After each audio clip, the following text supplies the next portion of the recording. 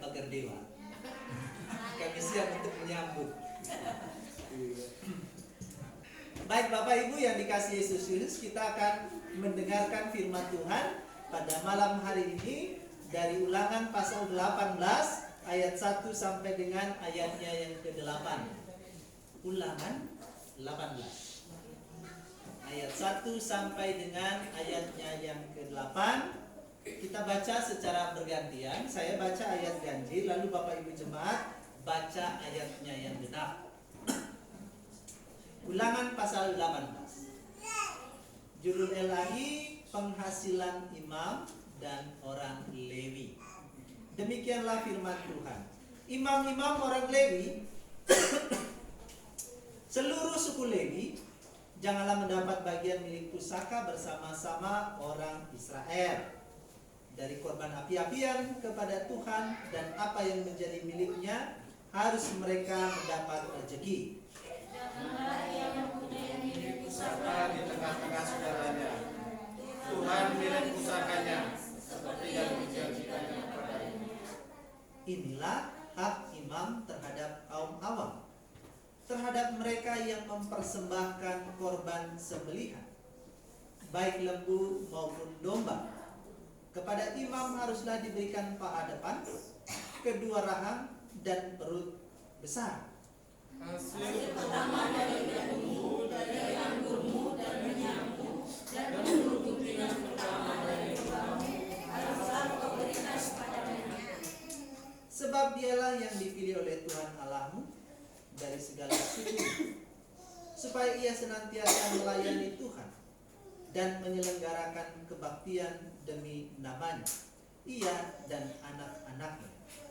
Apabila seorang Lewi datang dari tempat Israel, di mana ia tinggal sebagai pendatang, dan dengan sebelum hati masuk ke tempat yang akan dipilih Tuhan, dan menyelenggarakan kebaktian demi nama Tuhan Allahnya, sama seperti semua saudaranya, orang-orang Lewi yang melayani Tuhan di sana, maka haruslah mereka mendapat rezeki yang sama, dengan tidak dari apa yang ia peroleh dengan menjual harta nenek moyangnya.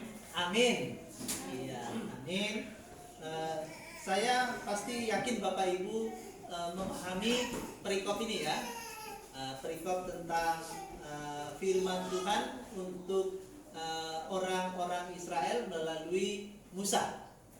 Ya, secara khusus ditujukan kepada satu suku dari bangsa Israel itu, yaitu suku Lewi. Ya. Jadi suku Lewi itu suku yang dikhususkan oleh Allah. Jadi dari 12 anaknya Yakub itu, yang kemudian Yakub disebut Israel itu, nah satu suku itu Allah tetapkan mempunyai hak istimewa, ya, yaitu menjadi milik kepunyaannya. Dan ini hukumnya wajib, bukan sunnah. Wajib, harus. Ya, jadi sekalipun kita diberikan oleh Allah free will, mereka juga memiliki itu, kehendak bebas untuk memilih, tetapi penetapan suku Lewi sebagai milik pusaka Allah itu hukumnya wajib dari Allah. Ya. Jadi sama seperti ketika ditetapkan ya, secara umum ya, orang Batak itu orangnya keras. Ya, sebagai orang Batak harus terima. Nggak bisa orang Batak kemudian membuat gaya seperti orang Jawa gitu. Horas bah, gitu kan. Iya. Buat kabar. Nggak begitu. Harus menerima horas. Buat kabar. Sehat dong. Orang Batak. Gitu kan. Mutlak begitu. Nggak bisa menyingkir dari yang namanya orang Batak. Tapi kemarin Pak Pendeta Barita itu suaranya kecil ya? Berarti Belum Pak, baru awal. oh baru awal itu ya kan? Iya, soalnya ada kemarin jemaat yang perhatian serius gitu ya kan? Oh, serius banget. Tapi sekarang suaranya pelan gitu, mau menajamkan pendengaran. Belum itu belum. Karena masih baru-baru. Nanti kalau sudah lama-lama kelihatan aslinya. Sehingga suaranya keras. Kan begitu kan pandangan umum begitu. Nah, apa yang bisa kita renungkan dari firman Tuhan hari ini? Ya, dari Ulangan pasal 18 itu tentang suku Lewi. Yang perlu kita pahami tadi bahwa suku Lewi itu adalah suku yang telah Allah tetapkan sebagai pelayan dalam ibadah. Pelayan dalam ibadah. Di situ ayat 1 dikatakan imam-imam orang Lewi. Ya, artinya bahwa orang Lewi itu semuanya akan sampai pada masa usia menjadi imam di tengah-tengah ke-11 saudaranya. 11 suku saudaranya. Jadi keberadaan mereka itu melayani ke-11 suku saudaranya. Dalam artian bahwa orang Lewi itu keturunan Harun dan Musa ini, ya, mereka melayani di kemah suci.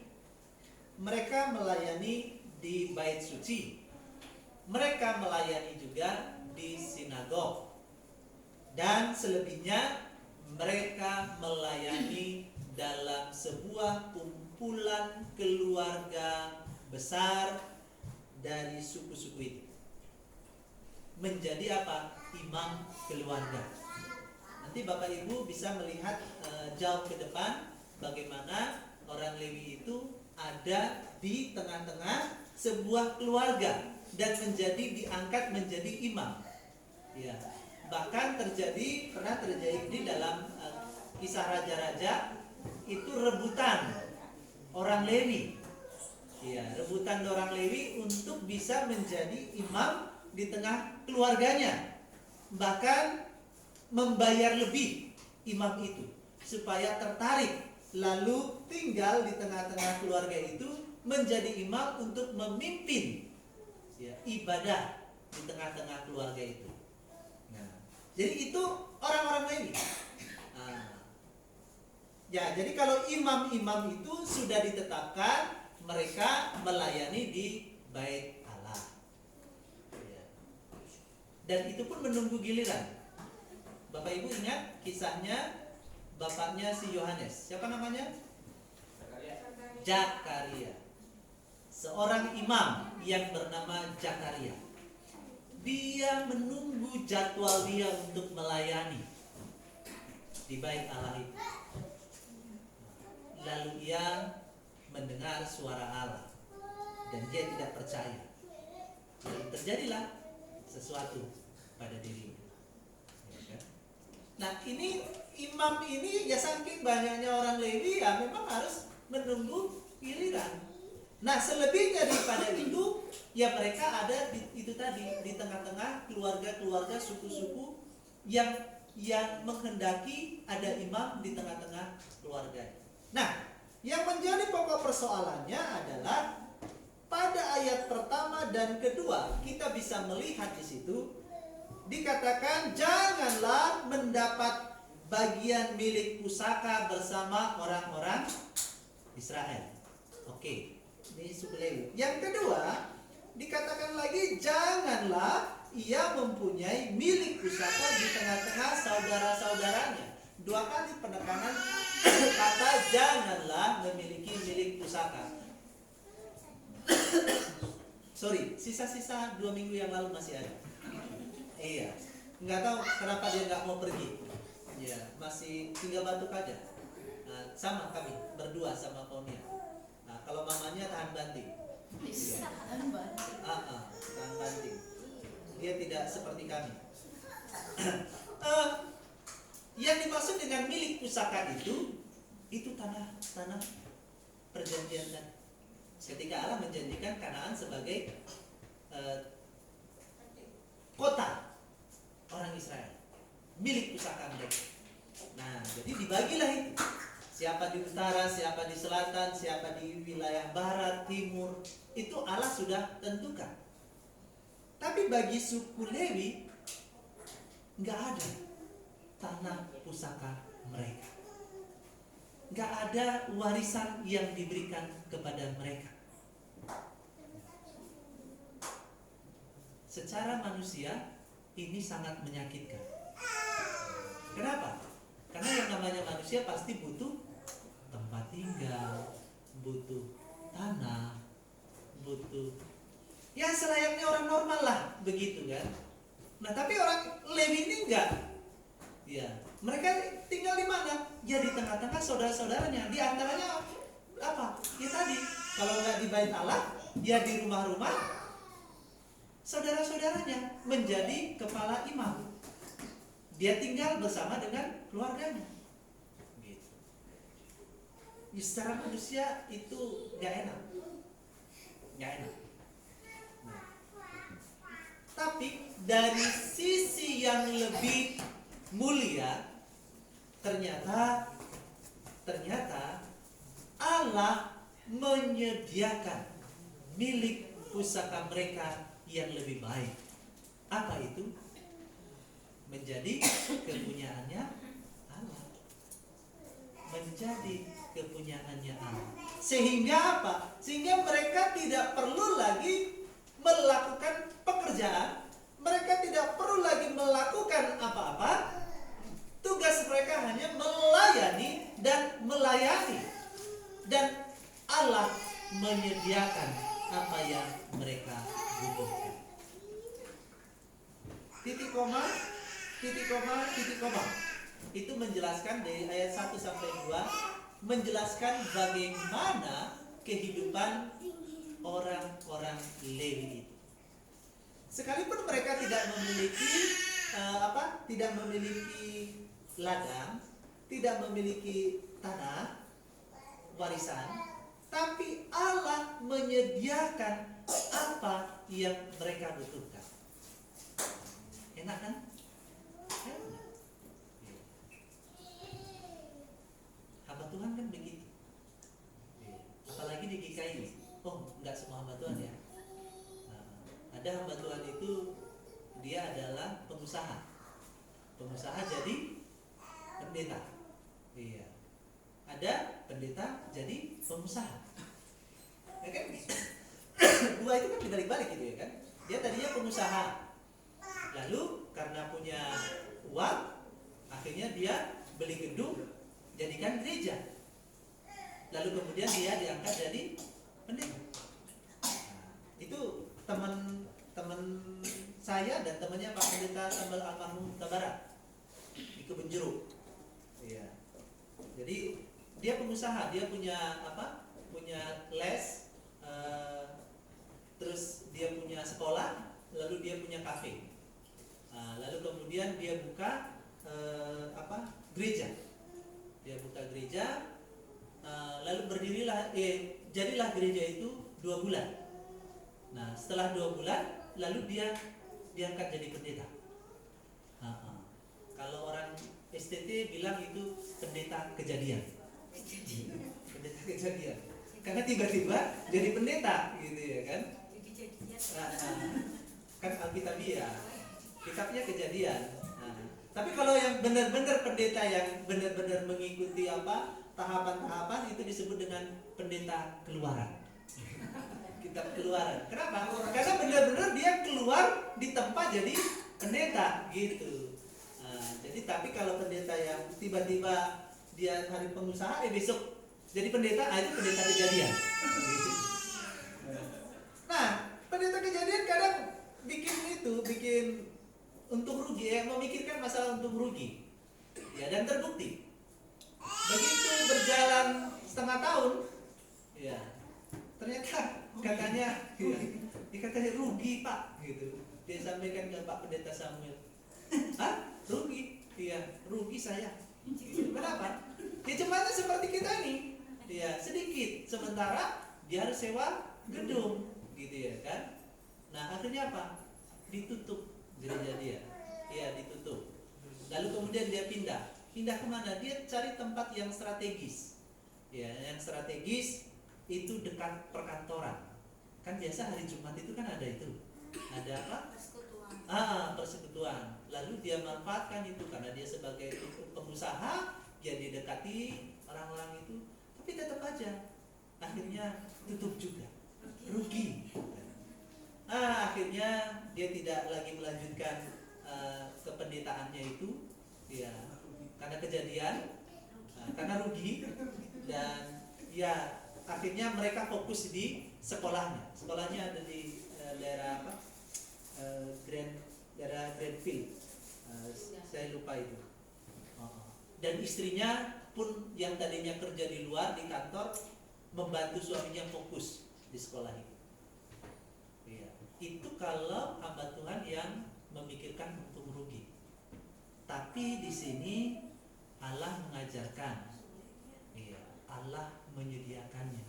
Kamu sebagai hamba Tuhan gak usah mikir apa-apa. Nah di GKI juga begitu. Di GKI itu hamba Tuhan itu gak boleh bekerja, gak boleh jadi, contohnya dia hamba Tuhan tapi dia juga PNS. Oh gak boleh.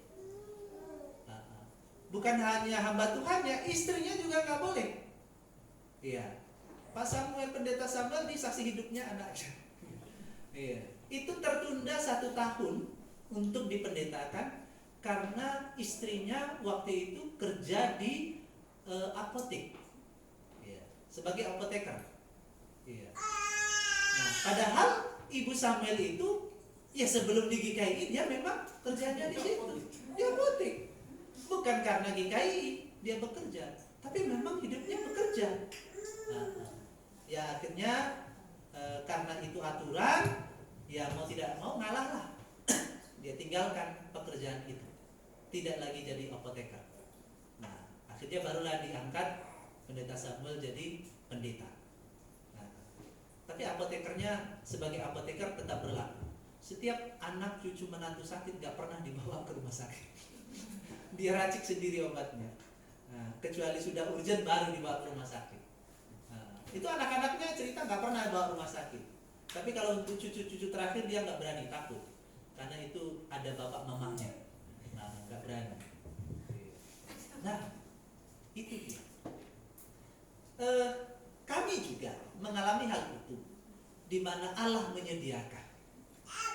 Mungkin berkali-kali Bapak Ibu pernah menyaksikan kesaksian kami ketika kami datang ke Jakarta ini. Ya. Kami bermula dari satu pulau yang namanya Pulau Rupat, itu isinya suku Akit. Saya terakhir pelayanan di situ dari Departemen Pekabaran Injil HKBP. Jadi saya melayani suku-suku terdalam di situ. Isinya mereka itu adalah orang-orang Melayu. Orang Melayu. Ya. Saya di situ hanya dapat dari gereja yang terbesar di Asia itu 200.000 per bulan. Cuman karena di pulau, ya cukup. Kenapa? Nggak ada mall, nggak ada bioskop. Iya. Yang ada itu cuma jangkrik, gitu kan. Nah kalau mau keluar, artinya ke tempat ke kotanya, ya harus nyebrang pulau. Nyebrang pulau itu membutuhkan waktu sekitar 5 jam. Naik apa? Naik kapal pompong yang suaranya tok gitu. Bukan kapal feri gitu. Lalu gaji kami itu baru kami dapatkan 3 bulan sekali. Nah, berarti 3 bulan sekali dapat 600.000 gitu. Lalu ketika diajak oleh pendeta Samuel, datanglah ke Jakarta. Lanjutkan pelayanan dan pendidikan di sana. Oh, saya bilang nggak mungkin, Pak. Ke Jakarta itu sesuatu hal yang mustahil. Kayaknya Bu Ina baru merasakan itu ya. Naik pesawat itu sesuatu hal yang mustahil, Ibu. Nggak berasa. Ini udah keberapa kali Bu naik pesawat? Hah? Baru pertama. Kedua dong. Setelah pulang ya, iya pulang. Artinya Bu Ina kan punya perasaan gitu pertama-tama ya Bu ya. Kayaknya nggak mungkin mungkin dia bisa naik pesawat gitu ya kan. Ya, takut ketinggian. Iya, takut ini itu. Belum lagi ongkosnya ya kan, tiketnya mahal. Oh bisa, ongkos mah kecil. Kecil ya kan. Ada sponsor kita, Tuhan Yesus. Melalui hambanya, Bu Odang gitu kan. Nah, di pikiran saya juga begitu, mau kampung. Naik pesawat iya. Saya bilang, Pak, kapan ke Rupat lagi? Saya nebeng gitu. Oh enggak, saya enggak ke Rupat lagi. Silakan aja datang. Berangkatlah dengan iman. Kenapa? Karena saya nggak punya persiapan apa-apa, duit nggak ada. Lah 200.000 itu habis loh. Ya kan? Apa yang mau ditabung? Akhirnya saya jual HP. Saya jual HP 500.000. Lalu saya beli tiket, waktu itu masih ada AirAsia. Ya, AirAsia itu paling murah pesawatnya. Kalau nggak salah 100 atau 120 itu. Sehingga ada sisa di kantong itu 250.000. Saya sampai di sini dengan uang 250.000. Saya sendiri waktu itu. Tujuannya apa? Melanjutkan kuliah. Saya nggak tahu. Nanti saya tinggalnya di mana, lalu saya kuliahnya di mana, pembayarannya bagaimana, itu nggak ada saya pikirkan. Pokoknya kata pendeta Samuel, berangkatlah dengan iman. Oke. Lalu 2 minggu kemudian menyusul istri saya, Ibu Heni. Iya. Waktu itu kami pengantin baru. Iya. Pengantin baru. Masih baru-barunya imut-imutnya. Jadi ditinggal itu, ya saya tinggal nangis dia. Ada dia di sini, nggak ada? Ah, boleh lah ngomongin gitu ya. Ada di belakang. Ada di belakang. Lagi di Iya. Nangis, setiap nelpon nangis gitu ya kan. Dia didengar sama itu Ibu Samuel sama Pak Samuel, bawa ke sini. Wah, dengan senang hati ketika dia udah begitu. Bawa urusan belakangan. Benar. Kami datang ke sini. Datang ke sini, lalu kami mikir gimana kuliahnya, di mana tinggal. Ya udah, kami berdua bilang pokoknya Tuhan akan sediakan gitu. Nah ternyata benar, Tuhan sediakan. Tuhan menyediakan. Ada seorang hamba Tuhan yang ini tadi saya bilang pendeta kejadian ini. Ya, itu sebelum kami tamat. Sesudah kami tamat dia jadi pendeta kejadian. Nah, jadi waktu itu dia bilang ke Pak Samuel, Pak Samuel kami baru renovasi rumah. Lalu ada satu kamar yang memang kami nazarkan ini untuk hamba Tuhan. Tapi kami tidak tahu siapa hamba Tuhan itu. Ketika Pak Samuel datang, seolah-olah ada sesuatu. Ini belum begitu kenal dekat sama Pak Samuel. Hanya beberapa kali dia layani begitu, sang Tuhan. Kok sepertinya ada yang menggerakkan. Lalu Pak Samuel cerita bahwa dia ada hamba Tuhan yang mau kuliah tapi dia tidak punya tempat tinggal. Gitu. Maksudnya kami, saya. Kata beliau, kalau begitu ajaklah ke sini. Tempat itu sudah Tuhan sediakan. Wih, saya langsung dikasih tahu. Beneran Pak? Itu nggak bohong kan? Takutnya kan dijual. Lawang dari kampung ke kota ya kan? Ntar dijual lagi gitu. Iya, ada gitu ya kan. Ya udah, kami datang ke sana. Begitu nyampe di sana, pas dekat dengan kampus. Sehingga tidak perlu lagi transport. Iya. Lalu orang itu berkata, beliau ini bilang, Pak Omari dan Ibu Heni, silakan tinggal di sini. Semuanya sudah tersedia. Tidak usah pikirkan makanan, tidak usah pikirkan kebutuhan hidup. Fokuslah kuliah. Haleluya. Secara saya berpikir, saya itu siapa di depan dia, gitu kan? Orang asing.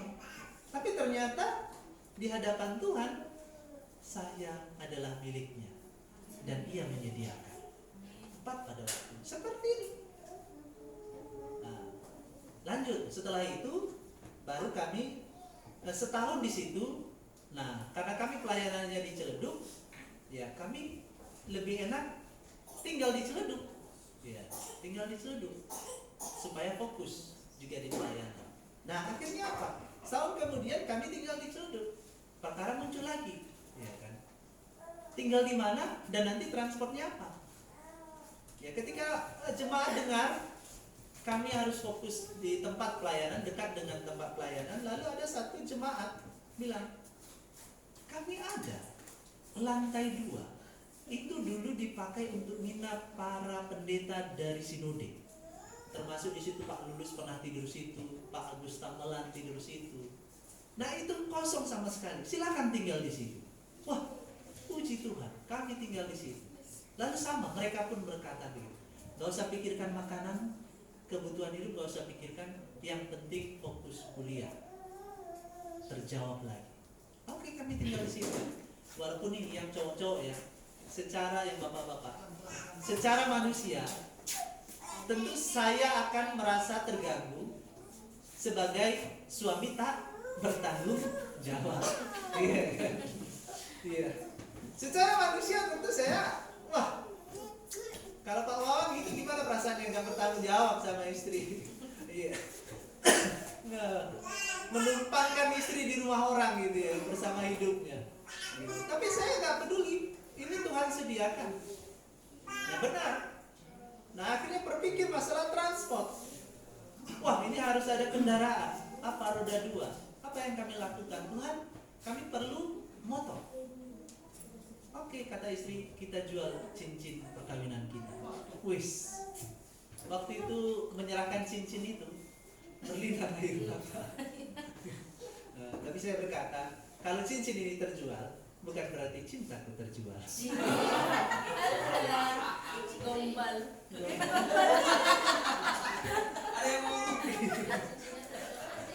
Kayaknya nggak keluar gitu ya.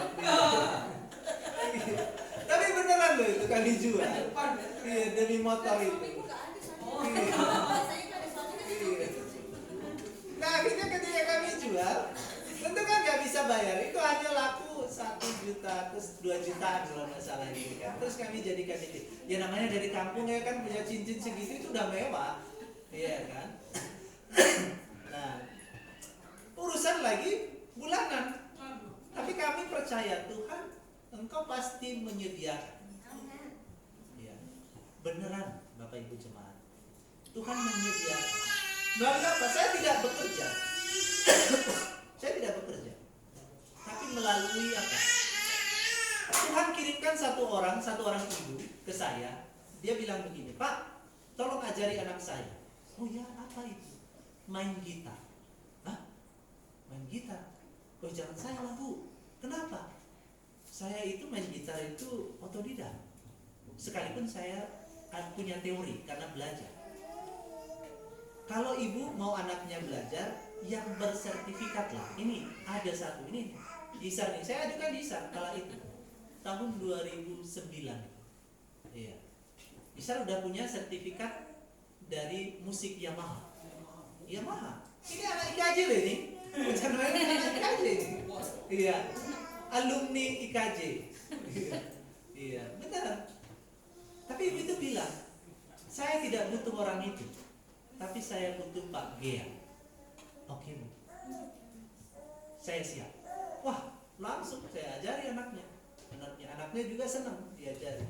Begitu tiba bayaran bulanannya, itu nggak ada nego, nggak ada. Saya nggak tanya ke beliau itu, wani piro? Enggak, iya kan.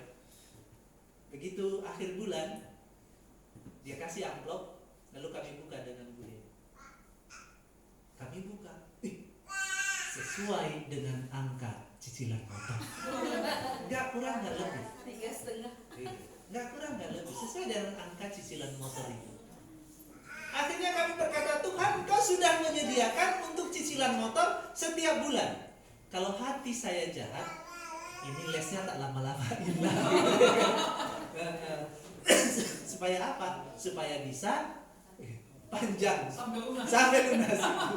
Iya. Nah, tapi nggak ada dalam pikiran saya seperti itu, nggak ada.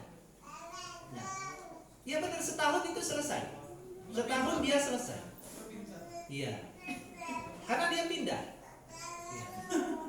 Lalu kemudian seminggu sebelum dia selesai, ada ibu lagi yang telepon. Nah, Pak, tolong ajari anak saya. Terus saya mikir, apakah ini sama dengan peristiwa di awal? Gitu ya kan? saya nggak tawarkan lagi sama Yesa gitu, karena sudah menikmati itu kan. Iya, saya nggak tawarin lagi. Saya langsung bilang siap Bu, iya kan. Akhirnya saya ajari anaknya lagi. Begitu akhir bulan dapat amplop sama isi, tanpa wani piro. Iya. Tuhan cukupkan itu. Lalu tahun 2010, iya, seorang teman, iya, hamba Tuhan juga dari GBI bilang ke saya, Pak, bagaimana kalau Bapak ikut itu, prudensial? Prudensial, apaan itu? Saya nggak pernah, dari kampung nggak tahu. Tapi saya ingat ketika saya 3 bulan datang ke Jakarta, Pak Samuel tunjukkan kartu prudensial dia sebagai agen. Saya tanya ke orang itu, oke, boleh. Ya namanya dia prospek ya. Ya saya tanya apa itu sama apa itu. Ya, 2 bulan kemudian akhirnya kami masuk asuransi kesehatan. Itu 2010. Ya. Saya nggak mikir gimana nanti bulanannya. Istri bilang, udah, ayah aja yang masuk dulu. Karena sebagai kepala keluarga. Waktu itu kami masuk, saya masuk dengan bulanannya 3,5. Saya nggak mikir dari mana gitu ya, karena memang urusan sakit. Tapi Bapak Ibu, seiring perjalanan itu, lalu teman ini bilang, abang Tuhan ini, Pak, karena sudah masuk jadi nasabah, Bapak jadi agent aja. Agent apaan? Gitu. Apalagi itu agent? Oh gini Pak, begini, Bapak ikut aja. Di Sudirman ada pelatihan. Nggak mau lah. Ya, saya orangnya nggak mau gitu. Ikut aja Pak sekali. Ya oke, hari Sabtu. Kebetulan hari itu pas pagi-pagi saya bisa datang. Lalu diajarin di sana latihan, keluar. Waktu itu masih gampang keluar. Selamat ya Pak ya, jadi agen. Oh iya. Terus apa fungsinya ini? Gitu ya. Ya kalau nanti ada yang nasabah masuk ya Bapak masukkan aja lah. Diajarin. Begitu saya cerita ke Pak Samuel dengan keluarganya ikut. Iya. Ikut jadi nasabah gitu. Pak Samuel sudah, akhirnya ibu, anaknya, termasuk Isa. Termasuk si Isa itu nasabah saya. Tahun 2010. Iya, kala itu ya kan. Dan tiba-tiba di rekening saya ada duit. Ada duit nih. Kok ada duit ini? Lalu dia kasih tahu hamba Tuhan itu. Oh itu Pak, selamat ya Pak, Bapak dapat. Besarnya berapa? Sesuai dengan bayar polis saya di awal itu. Ya sudah, saya pikir katanya begini, Pak, yakinlah setiap bulan itu selama 2 tahun akan masuk sebesar itu. Haleluya. Polis saya terbayarkan tanpa saya harus kerja. Itu saya nggak cari-cari nasabah. Dari keluarga Pak Samuel aja sudah. Akhirnya Pak Samuel yang cerita ke jemaat. Pak Samuel yang cerita ke jemaat. Jemaat akhirnya ikut. Dia bilang, udah ikut saya aja. Begitu dilihat Pak Samuel, ya mati deh agen saya. Udahlah sama dia aja gitu. Udah masuk mereka. Nambahlah di situ ya kan. Saya berpikir, ternyata Tuhan menyediakan. Tuhan tidak mengatakan kepada hamba-Nya Tuhan, engkau harus bekerja keras banting. Sesuai dengan apa yang Allah katakan kepada suku Lewi, engkau tidak punya milik pusaka, tapi aku menyediakan.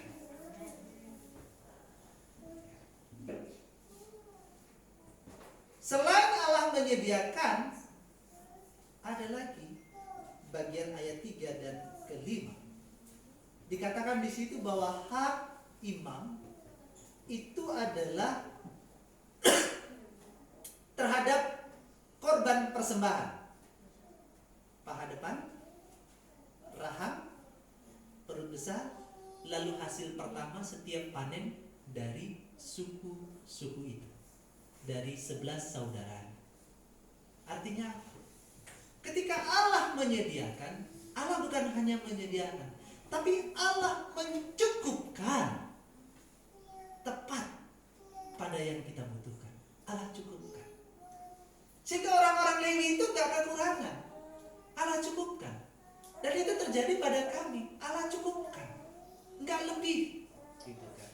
Kalau Bapak Ibu lihat kami seperti ya kayak punya mobil begitu, itu bukan berarti kami orang yang mampu, tapi memang Allah cukupkan. Ya. Kami tidak mau ya untuk punya mobil itu, tapi ada jemaat yang berkata, aku mau jual mobilku, tapi dikirim ke Sumatera, aku bingung ngirimnya. Nah terus saya bilang, ya kalau begitu kasih aja, biar saya yang beli. Kalau saya bilang saya yang minta kan gak enak. Iya, hamba Tuhan minta-minta kan tidak bagus itu. Iya kan? Makanya saya selalu ingat kata Pak Samuel Huta Barat ketika dia memanggil saya, kamu harus keluar melangkah dengan iman. Jangan keluar bermodalkan gitar tua. Emang kenapa Pak? Kalau kamu bermodalkan iman, maka Tuhan yang akan menyertai. Tapi kalau kamu bermodalkan gitar tua, kamu jadi pengamen. Ya kan tidak ada bawa gitar berarti ngamen kan? Iya. Oh, gitu. Makanya saya bilang ke jemaat ini, kalau begitu saya beli. Padahal saya nggak punya uang. Katanya serius. Ya serius lah, masa hamba Tuhan bohong gitu ya kan? Nah, katanya oke. Nah, terus dia tidak bilang apa-apa. Berapa yang harus saya bayar juga dia tidak bilang setuju atau tidak. Saya hanya bilang saya beraninya sekian tapi ya gitu. Dia nggak bilang, oh kecil banget itu, besar banget itu gitu ya kan. Ya saya sebagai hamba Tuhan juga bukan milih yang paling rendah gitu atau yang tinggi gitu. Saya lihat juga di pasaran gitu standarnya berapa, lalu saya turunkan sekitar 10 juta gitu ya kan. Boleh dong gitu. Saya turunkan segitu. Dia nggak bilang, wih kok banyak banget atau wih turun banget, enggak. Dia langsung masuk kamar, dia ambil itu BPKB, dia ambil STNK, lalu dia serahkan ke saya. Pak, ini BPKB dan STNK dan kuncinya, terimalah. Saya kaget. Waktu itu hanya kami berdua dengan Ponia yang ada. Ikut ya? Ikut. Oh ikut, iya. Saya lupa. Oh mungkin karena waktu itu kita iya. Saya terima itu. Lalu dia berkata begini, terserah Bapak, Pak Pendeta terserah mau nyicilnya berapa, mau bayarnya berapa, dan kapan mau bayarnya, terserah. Bahkan kalau sampai gak bayar sebulan 2 bulan gak usah pikirkan. Kaget loh saya. Nggak dapat elang ya Pak. Coba, customer mana yang gak senang kalau dia datang ke showroom, ke dealer, lalu ditawari begitu, silakan Pak ini mobil, nah, nanti cicilannya terserah Bapak, kalau ada duit bayar, kalau enggak nggak usah. Langsung datang semua. Oh datang semua kan? Dalam hati saya, ini yang ditunggu-tunggu, cara seperti ini. Iya. Saya bilang, oke, puji Tuhan. Iya. Terima kasih atas perhatiannya, dan saya berjanji, saya akan bayarkan sesuai dengan janji iman saya. Iya. Janji iman saya itu pernah saya sampaikan ke iya. Bapak Fide waktu kami mengantar jenazah almarhum ke Tegalan. Saya ceritakan itu. Berapa nominalnya dia yang tahu setiap bulannya. Dan benar Bapak Ibu, tidak ada 1 bulan pun bolos. Sampai jemaat itu, Pak Pendeta banyak banget duitnya. Tapi dari mana itu?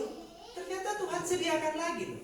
Saya dipanggil untuk ngajar di sekolah ini SMA Negeri Unggulan Jakarta Timur, Cipayung. Ya Cipayung. Gitu. Siapa yang manggil? Yang ngajar? Adiknya yang punya mobil ini. Saya kaget. Dalam pikiran saya, Tuhan ini apa ini gitu ya kan. Tapi itulah cara Tuhan menyediakan itu. Begitu. Tadinya saya beriman Tuhan pasti akan sediakan ini. Tapi cara Tuhan ya itu tadi. Saya disuruh ngajar gitu. Dan sampai selesai lunas itu Tuhan cukupkan. Kenapa saya katakan Tuhan cukupkan? Setelah itu lunas, bulan berikutnya Nggak ada di antara itu Papa tidur. Nggak ada. Nggak ada beneran. Di bulan berikutnya kami mau kumpulkan. Yuk kita kumpulkan sesuai dengan jumlah ketika kita nyicil mobil itu. Nggak ada. Nggak ada. Artinya apa? Tuhan cukupkan sesuai dengan kebutuhan. Jadi Tuhan tidak berikan lebih gitu. Atau Tuhan tidak berikan kekurangan. Tapi Tuhan berikan cukup. Kenapa? Sesuai dengan firman-Nya. Hari ini saya merenungkan firman Tuhan ini ketika mempersiapkan, benar-benar kami rasakan dan kena ke kami. Jadi kalau tadi di awal bahwa Tuhan itu menyediakan. Lalu yang bagian kedua, Tuhan mencukupkan. Lalu bagian yang ketiga, yang ini juga perlu kita pahami. Apa? Ayat 6 sampai dengan ayat 8. Apabila seorang Lewi datang dari tempat manapun di Israel, datang dari tempat manapun di Israel, jadi orang-orang Israel itu akan menerima mereka. Kenapa? Karena Allah menyertai suku Lewi. Sebagai apa? Sesuai dengan tema kita hari ini, milik pusakanya, kepunyaannya. Jadi ternyata Allah bukan hanya menyediakan saja, Allah bukan hanya mencukupkan saja, ternyata Allah menyertai. Enak nggak? Enak kan? Enak. Penyertaan Allah itu kami rasakan dalam hidup kami sebagai hamba Tuhan. Wah, ini nanti pertanyaannya. Ini kan untuk hamba Tuhan, gitu ya kan? Orang Lewi. Kita kan bukan suku Lewi. Suku Batak, suku Jawa, suku Dayak, suku Manado, suku Ambon, mana lagi? Nias. Kita bukan suku Lewi. Apakah kita punya bagian seperti suku Lewi? Oh, punya dong. Harus punya. Apa dasarnya? Dasarnya adalah firman Tuhan. Di mana itu? Saya selalu berkali-kali mengatakan, bahkan di khotbah kita pada Natal kita waktu di rumah Ibu Subakir, jadi selalu saya katakan dalam Efesus 1 ayat 4. Efesus 1 ayat 4. Ada yang hafal itu? Sebab di dalam Dia Allah telah Pes ada Alkitab. Nah, coba buka Pes. Efesus pasal 1 ayatnya yang keempat. Priscilla baca yang kencang untuk kita semua. Efesus 1 ayat 4.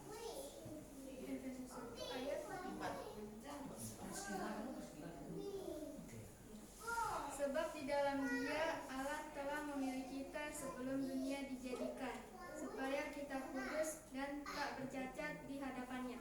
Nah, saya selalu ajarkan ini kepada jemaat kita, termasuk untuk jemaat kita yang di sini. Ingatlah ini. Sebab di dalam Dia, di dalam Kristus, Allah itu telah memilih kita. Nah, sekarang Bapak Ibu merasa nggak kalau Bapak Ibu itu di dalam Kristus? Gitu kan? Kalau amin, maka firman Tuhan dalam Ulangan pasal 18 ini berlaku juga untuk diri saya. Begitu. Harus berkata demikian. Kalau itu sudah, berarti tidak ada lagi yang namanya kekhawatiran dalam diri kita.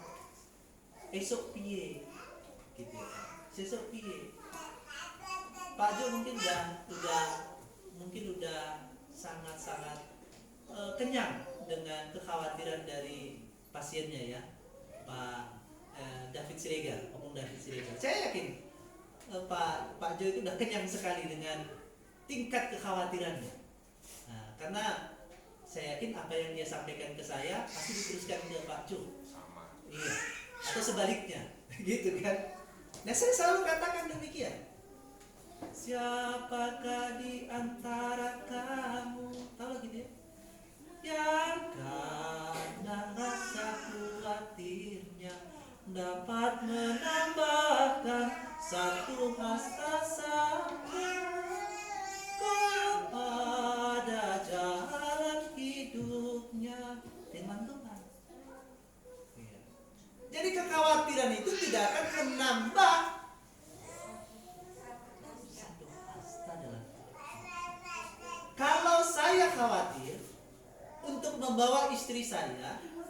kami datang ke Jakarta untuk kami kuliah dan untuk kami melayani, kami tidak akan sampai di sini.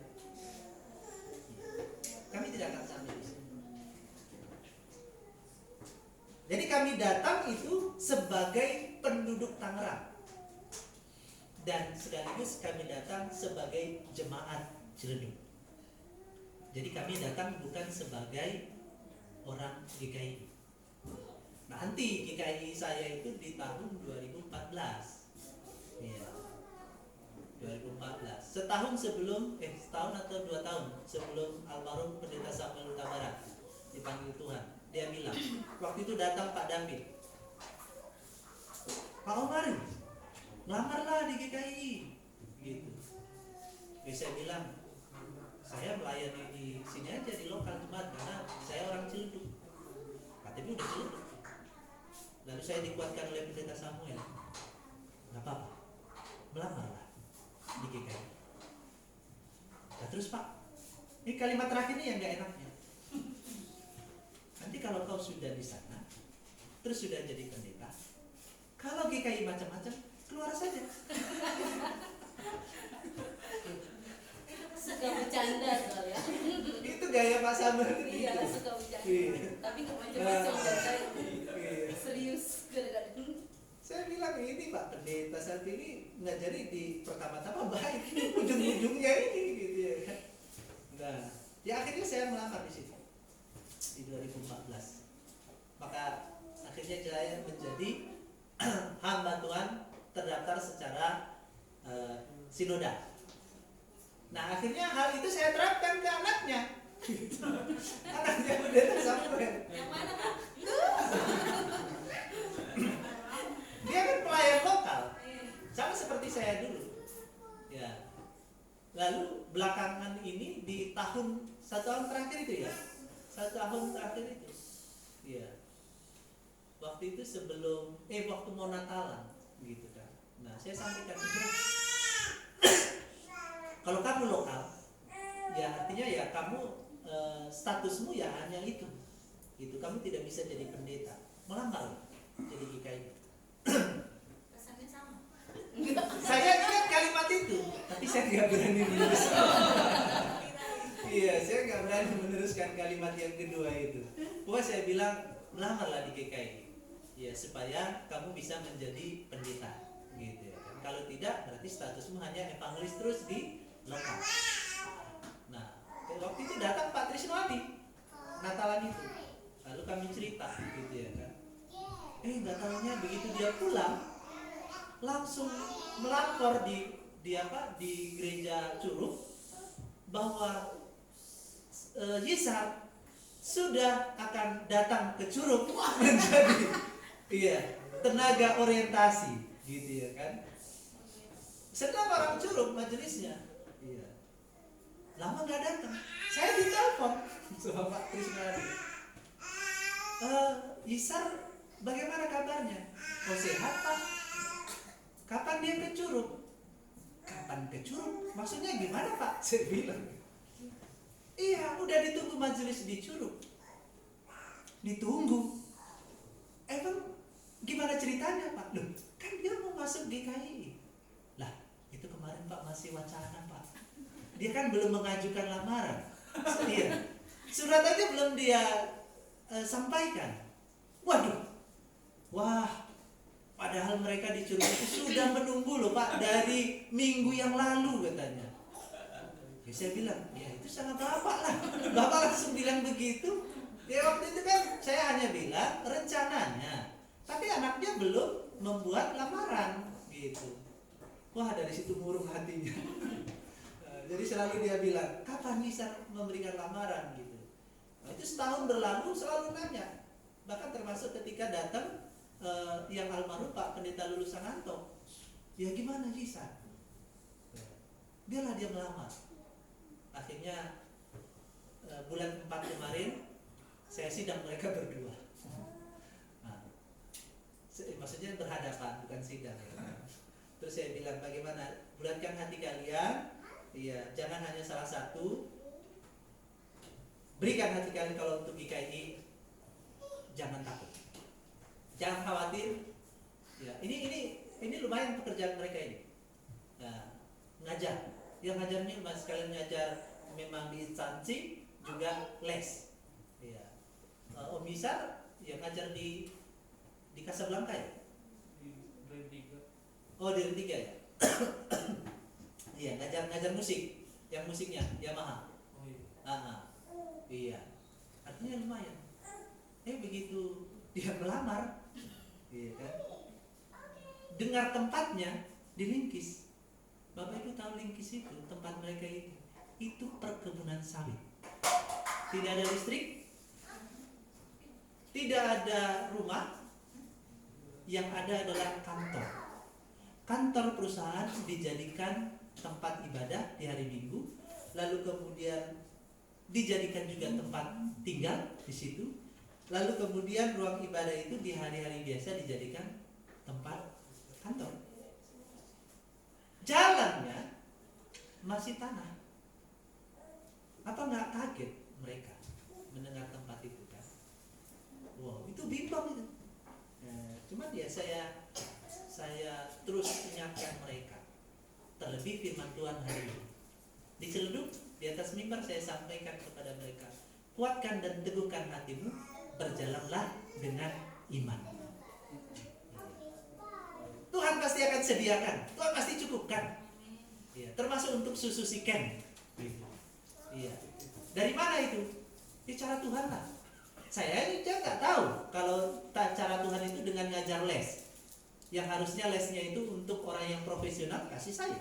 Yang nggak pro, ya itu cara Tuhan. Tapi begitu. Bagi Bapak Ibu jemaat itu pasti berlaku. Yang penting Bapak Ibu mengimani bahwa Tuhan, aku di dalam Engkau. Maka apapun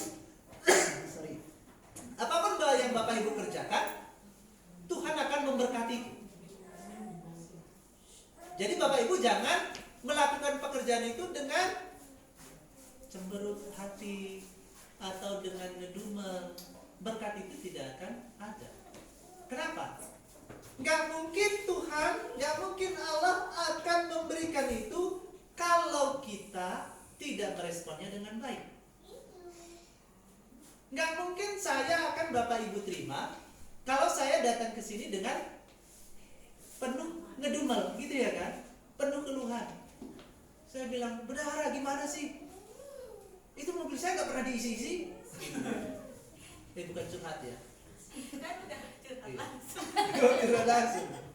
Gak apa-apa kan saya mau itu, mau melayani jemaat kita yang lain juga ya kan. Jadi boleh dong ungkapin itu. Iya. Bapak Ibu gak pernah dengar itu kan?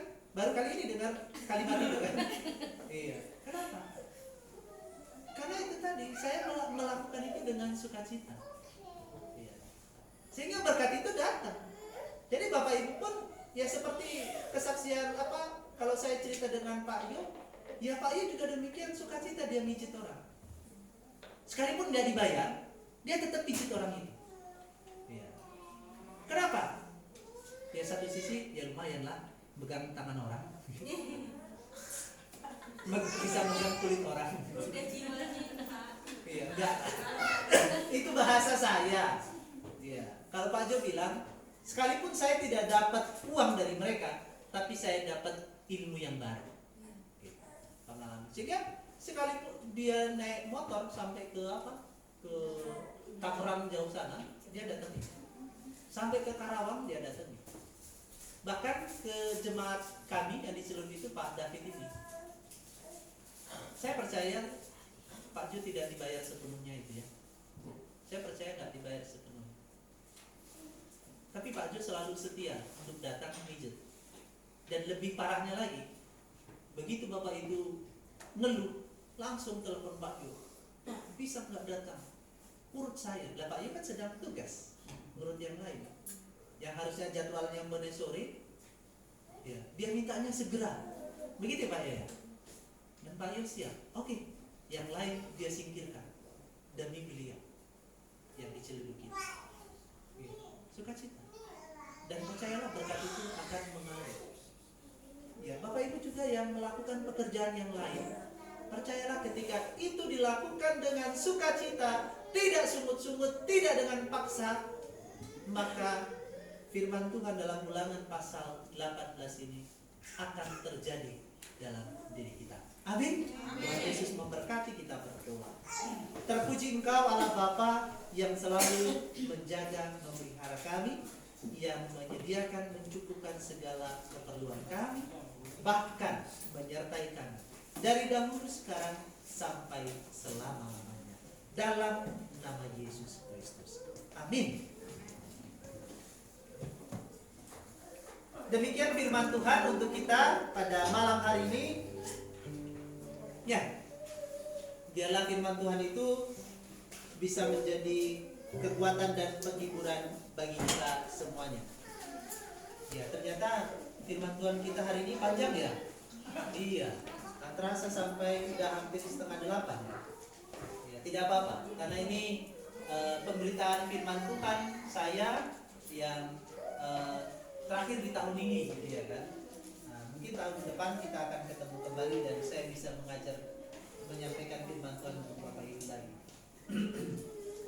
Baik, tidak ada yang kesaksian? Ibu-ibu. Oh, ibu-ibu, iya betul. Kepada kaum ibu dipersilakan untuk memberikan kesaksian.